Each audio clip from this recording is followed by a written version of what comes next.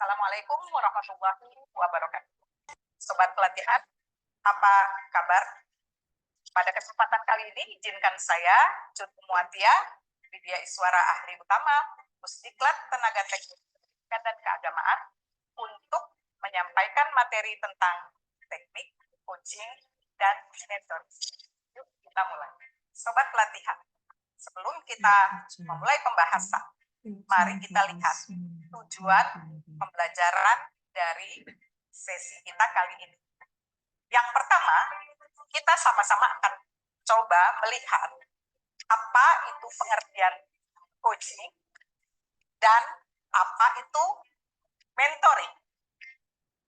Yang kedua, sobat pelatihan, kita akan membedakan ya antara coaching dan mentoring, karena selama ini banyak sekali yang bertanya-tanya, apa sih bedanya coaching dengan mentoring? Nah, setelah itu kita akan berfokus pada prinsip-prinsip dalam coaching.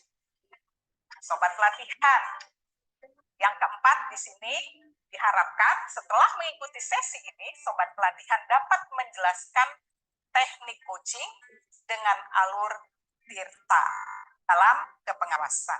Dan yang terakhir, kami harapkan sobat pelatihan bisa menyimulasikan alur tirta dalam sebuah sesi coaching. Sobat pelatihan, yuk mari kita mulai dari konsep coaching dan mentoring. Kita lihat dulu dari pengertian coaching.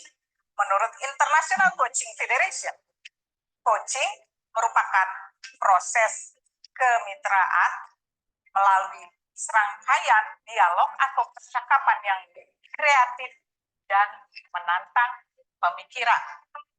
Untuk apa? Tujuannya untuk memaksimalkan potensi pribadi dan profesional seorang coach. Sementara untuk pengertian mentoring di sini adalah merupakan upaya untuk membantu orang lain melalui sebuah sistem training. Ingat ya, jadi di sini ada sebuah sistem training dengan cara berbagi pengalaman dan pengetahuan untuk mempercepat proses pembelajaran dari seseorang. Dan ini pengertiannya kita ambil dari businessdictionary.com. Oke, sobat pelatihan. Yuk, mari kita lihat perbedaan antara coaching dan mentoring. Karena ini sering kali ditanyakan, apa sih sebenarnya bedanya coaching dan mentoring? Mari kita bahas satu persatu. Yang pertama, kita lihat dari jangka waktunya. Coaching biasanya dilaksanakan dalam jangka waktu yang singkat, sementara mentoring dilaksanakan dalam jangka waktu yang lebih panjang. Bahkan ini bisa berlangsung hingga 1 tahun.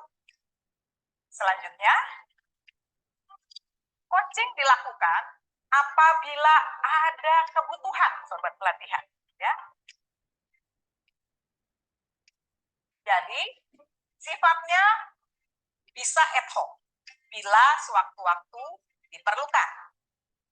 Sementara mentoring ini, karena tadi kita bicarakan jangka waktunya lebih panjang, ini biasanya untuk pengembangan karir seseorang.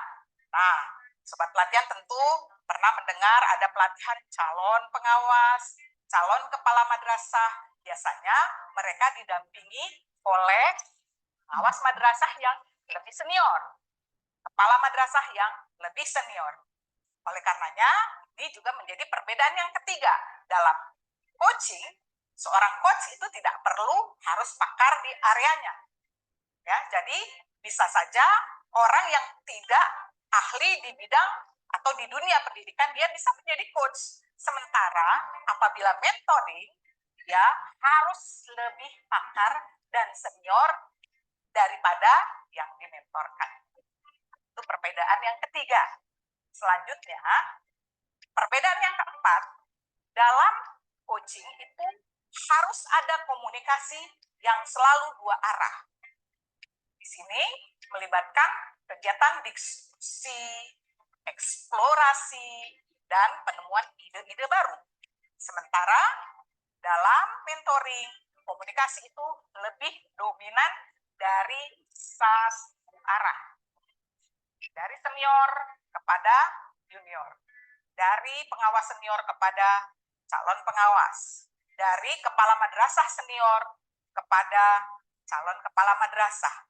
Untuk memberikan best practices atau good practices dari pengalaman-pengalaman yang sudah mereka alami. Dan yang terakhir, sobat pelatihan, dalam kegiatan coaching biasanya ada langkah-langkah tertentu. Biasa kita kenal dengan grow atau I grow, ada juga tirta, ya, alur tirta. Nanti kita akan coba sama-sama simulasikan bagaimana alur tirta ini. Sementara dalam mentoring itu biasanya sifatnya karena tadi jangka waktunya panjang, maka dia tidak ada langkah-langkah. Oke, kita lihat sobat pelatihan prinsip coaching. Nah, sesuai dengan pengertiannya tadi, prinsip coaching itu ada 3 hal yang utama. Yang pertama adalah kemitraan. Jadi, seorang coach itu harus mampu melepaskan bajunya, misalnya dia seorang atasan kepada bawahan. Dia tidak boleh berlaku sebagai atasan kepada bawahan, tetapi di sini harus duduk sejajar, kemitraan. Ya, di sini saudara kita perhatikan kemitraan dalam coaching ini ditandai dengan adanya tujuan percakapan yang disepakati. Idealnya tentu tujuan ini datangnya dari sang coachee, bukan dari coach. Jadi Anda kalau sebagai coach jangan buru-buru ya ingin mengajar-ngajari ya, tidak.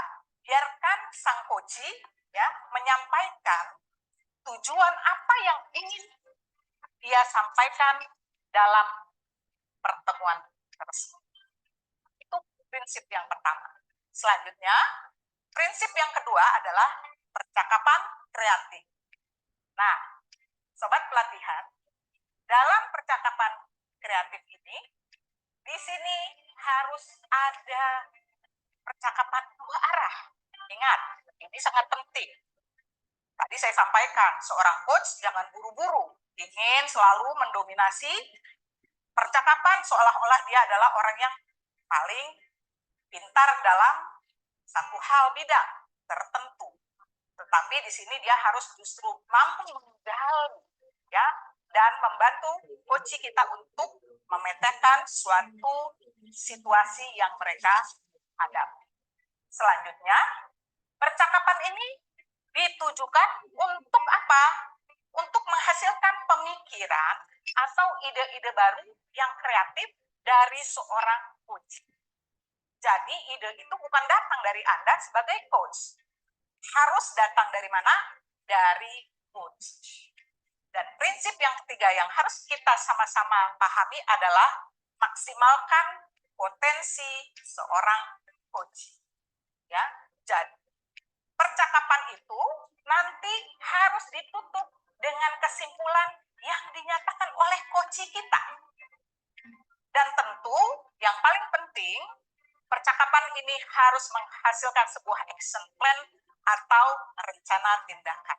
Inilah yang menandakan atau menjadi ciri dari sebuah coaching. Sobat pelatihan, demikian pembahasan kita untuk sesi kali ini. Sampai jumpa pada sesi berikutnya. Terima kasih. Wassalamualaikum warahmatullahi wabarakatuh.